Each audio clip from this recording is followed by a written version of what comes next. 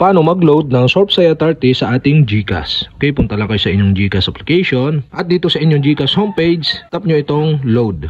At dito sa select telco, hanapin nyo lang yung inyong luludan. Sample natin yung token text. At dito, enter nyo dito yung number na inyong luludan. At after nyo ma-enter dito yung number na inyong luludan, tap nyo na yung next button dito sa baba. At tap nyo dito, yes proceed sa pop-up.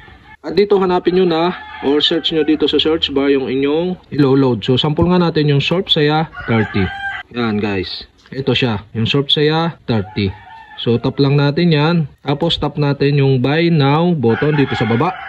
At mapupunta tayo dito. So dito makikita nyo yung information ng inyong luludan, yung inyong balance, yung kung magkano yung bayad. So sa 30 mayroong convenience fee na 2. So total niya is 32. Tapos dito sa baba makikita na ninyo yung pay button. So tap na natin yung pay button. At successful na tayong nakapag-load ng Sorpsaya 30 gamit ang ating GCash.